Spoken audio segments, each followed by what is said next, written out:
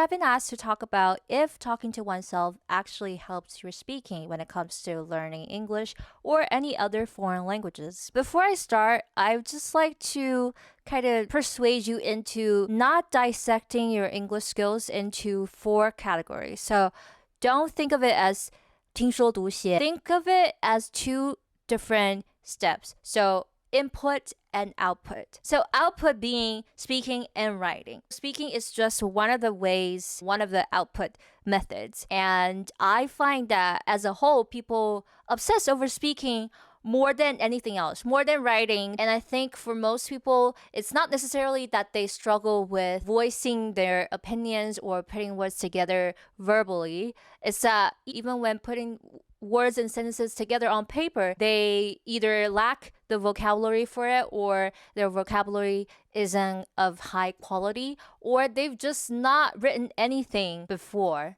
They haven't put words together in a slow and controlled way. And so in that regard, when you just talk to yourself, sure, it might help you get over some confidence issue. You get used to the pronunciation of things, but several things can happen. One, when most people talk to themselves, they don't record either a video of it or an audio of it. So there's no record for you or any teacher, native or Chinese teachers, to give you a few pointers.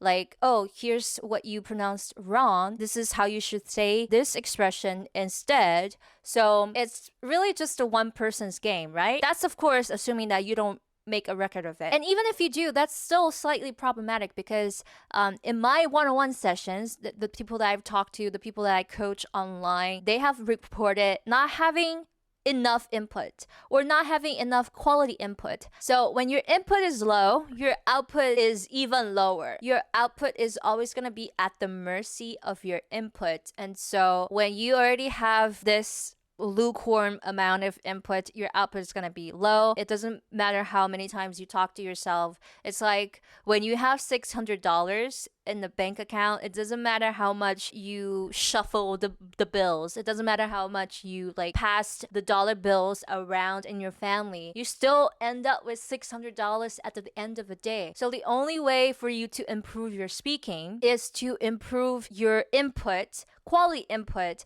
all while at the same time putting out ideas first slowly on a piece of paper in a controlled environment meticulously, and check your pronunciation, check on your expression. If you don't have the budget for a teacher, for a native speaker to give you the guidance, which is fine, most people don't have that budget, myself included, use a proper dictionary or record yourself and then check on it yourself. Look at the dictionary, look at different tools to make sure you phrase things the proper way. The point is, speaking to yourself is not the only way to improve your output. It's not the only way to practice your output. A lot of times writing, if you suck at speaking, your writing also sucks. And ironically, the way to improve your speaking is to slow it down, to think about what you're going to say slowly and then write it on a piece of paper and then say it out loud. So yeah, it all comes down to what your goal is. A lot of times when people say, oh, I struggle with speaking, it could be that their pronunciation needs a lot more work. It could be that